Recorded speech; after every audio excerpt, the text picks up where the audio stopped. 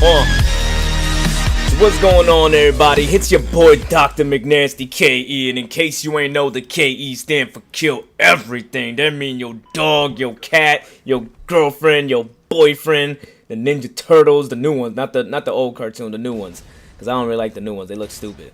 But anyways, man, I wanted to tell you guys a quick little story about what happened to me in Call of Duty Ghosts, and hopefully they fix this for me. I don't even care if they reset me like all the way or something like that. I just like it took a lot of enjoyment out of the game, just for the simple fact that I don't know. I mean, I guess I should tell you guys the story of what happened, but I mean, some of you probably guessed by now.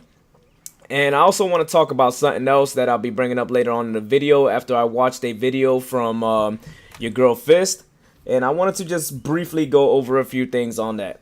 But first, okay, so I was playing the game of Cranked, and I wish I would have recorded the gameplay, just because I know a lot of people are going to see my rank, especially when I'm playing with randoms and all that, and they're just going to assume that, like, I just, like, hacked the game or did some crazy stuff. And I've already had to explain this thing to a lot of people, like, you know, randomly. So I've explained it at least, like, 15, 20 times. I don't know, my throat is getting dry. My throat is getting parched from explaining this shit, so anyway, so I was playing this game of Cranked, and halfway through the game, like, me and my boys, like, I mean, I don't know about them, I was getting shitted on, like, annihilated, just because I was still getting used to playing the game. I was getting annihilated. That was the first time I ever played Cranked, and, you know, I was doing decent, but I wasn't going positive, so let's just leave it at that. I had no hopes for going positive. I was doing decent by my standards, so, so pretty much, like, we were playing this game, and halfway through the game, my boy realized that everybody in the game got 9,999 gamer score. Everybody. And like it was only like halfway through the game. I didn't know if that was like a part of the regular game or whatever. I mean, I know I sound kind of stupid right now saying that, but it was just weird, like, because we couldn't figure it out. Like, sometimes you'll have these, like, hacks or glitches or whatever where it'll say one thing, but it won't give you all that. It'll say, you know, like, 8 million points, but you only really get what you actually earned. So, at the end of that game, and this is funny, like, but at the end of that game, I was actually leveled up all the way up to level 60, and I think this is the final prestige. I don't even know. It won't let me prestige or anything anyways. Like, it says I'm level 60, but it won't even let me prestige. So I think they actually maxed me out. And also, I seem to have like unlimited squad points. Now, the thing about that is, like, seriously, like, I can just about buy everything. Like, I'm up to like 300 or 400 like squad points right now, and I buy a bunch of stuff and go all the way down to like 150. By the end of the next game, I'll have like 200, almost 300 again. I mean, it's kind of ridiculous. I don't know if my account is like glitched like that forever or whatever with Call of Duty Ghosts. I don't know. It's kind of annoying to me. But my biggest concern about that is because it took a lot of fun out of the game for me. Like, I don't feel like, you know, like I got a chance to go through the whole earning process like everybody else did. You know, granted, a lot of people say, hey, it's cool because you get to unlock anything you want, you get to buy anything you want, and this game is like, as far as squad points currency is concerned, this game is overpriced. God damn, did you see that dude's head come off his shoulders? Oh my god. That was some Gears of War shit right there. But, I digress. Like, the thing is, yeah, I get to buy all the stuff and whatever, but a lot of people who look at my account automatically assume that I cheated to get that, or, you know, whatever the case may be, and I keep having to explain this stuff, you know, so it gets kind of annoying just to go through all that, you know, and I don't really care what people think either, but at the same time, like, there is the honor code or whatever, and, you know, there's also the fun of actually being able to actually earn all this stuff. You know, it's the biggest reason why a lot of people play these games. They want to actually take the time to earn this these achievements and get all these squad points and all this other stuff. So it's part of the fun. You don't want to just start a game and automatically have everything unlocked, which is pretty much what happened to me. And I don't see a reset button on there. If you guys can find one, let me know and I'll reset my, like, all my stats. I don't really care. You know, it's not that big a deal. And I'll just start over. I already know what guns I like and what I don't like, so it's not that big a deal to me. But On a side note, I did want to talk about your girl Fist. I watched her video lately talking about the COD community and certain aspects of partnerships. And a lot of people have actually been talking about this stuff a lot, and it's not a new topic. But I've noticed that a lot of people don't really seem to be 100% happy with partnerships, and a lot of it is due to favoritism between I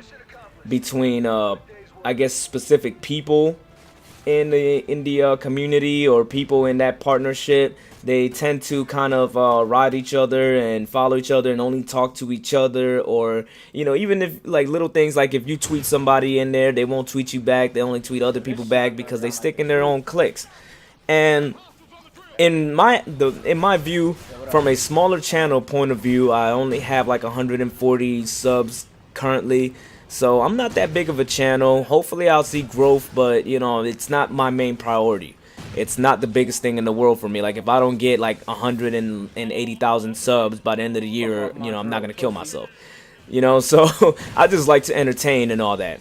So I like what I'm doing. I like where I'm at. It's nothing. So from a smaller channel point of view, I see that a lot of people are doing that, and especially a lot of people that I follow on Twitter and on YouTube and all that. I see there are the shout outs and all that, but there's only certain channels that get shout outs.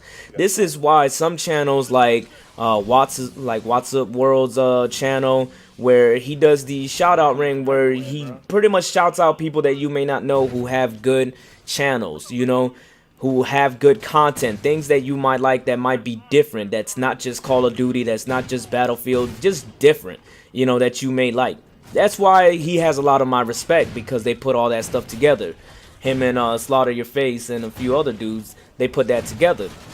So that shows like the type of community that a lot of people want to be a part of. You want to be a part of the community where, hey, you play a video game, I play a video game. We can network, we can talk to each other. Let's play this damn video game. I don't even care. I don't care what kind of person you are, as long as you're cool. And that's how it is.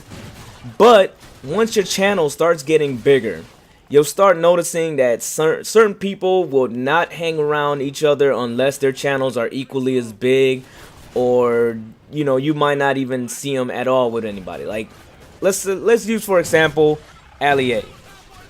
Ali A, really cool guy, made all his success basically by himself, on his own, hard work, very very very talented dude when it comes to Call of Duty.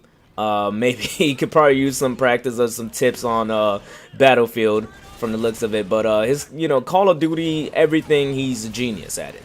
Now, you don't really see him playing with any of his friends. If he does play with any of his friends, he never really mentions it or anything like that, and there's nothing wrong with that. He just likes to stick to himself, keep everything, business as usual, and basically his whole approach is more of, keeping that connection between himself and his subs. Every time he talks directly to his subs and nobody else. He's not talking about anybody else. He will shout other people out who help him out. It'll be a very short, indirect shout out with the link in the description type of deal, and that's it. He'll move on, because he understands that the shout out should not be everything. Like, it's not the content that people normally check for. No, not too many people will go into a video that just says shout out to this person, unless like that's what they're into, and they're usually hoping to see other stuff, other content that you have. So Ali A does just about everything all on his own. Now you have people like C-Nanners, who, yes, he has success on his own, but he mainly sticks to other big YouTubers. Same thing with Golden Glove. Like, anytime that you see him playing with people, he'll mainly stick to other big YouTubers. So they have this big YouTuber ring, and I'm pretty sure they probably came up together or something like that. Probably came up like around the same time or whatever. But a lot of that also has to do with the fact that, hey, you get a lot of views and subs, and I get a lot of views and subs. So obviously, if we do this stuff together, we can mix together our views and subs, which is great marketing. But at the same time, this shows that side of you where you don't really play with your subs or whatever. And if you do, it's like occasional or whatever. I mean, your subs will not play a big role in it. And I do understand the fact that yes, a very big channel cannot play with every sub or whatever, and you know, you rather play with the people that you like. I do understand that. But once you start building cliques, it is a problem, and certain people, especially in a partnership, who expect to have that same level of respect or that same level of attention, and they don't get it, and then, you know, their channel doesn't grow because you don't help them out as whoever's partner or whatever, you know, or whatever the case may be. You tend to lose respect for people like that. So I do understand that as well. Now that was pretty much just the way that I see it. As of my direct point of view, I don't generally care, and the reason I don't generally even care is just because, like, to be honest with you, my channel is too small to care right now. Once my channel gets bigger, I mean, I probably still won't care, and I'll still play with people. And this is why certain channels do excel, such as the Marka J. The Marka J, I mean, he goes and, yeah, he plays a lot of solo stuff, but a lot of his solo stuff is stuff that came out while he was playing with his subs during one of his live comms or whatever. He was just playing there, and he invited a bunch of his subs. Sometimes he doesn't even talk to them or something like that, but a lot of the times he's just playing with subs and all that. So just about every game he plays with random subs. He's not even in a party with other people that he knows. So that's why some of those channels do excel with that. Some of the channels just don't. But either way, that's my take on it. I mean, who knows? Maybe when I blow up and get big on YouTube, I'll probably hang out with other ballers. Me and PewDiePie will make a music video together, something like that. I don't know, man. But anyway, until then, it's your boy DrMcNastee KE. This was a long ass comm, and I'm out. Holla at your guala.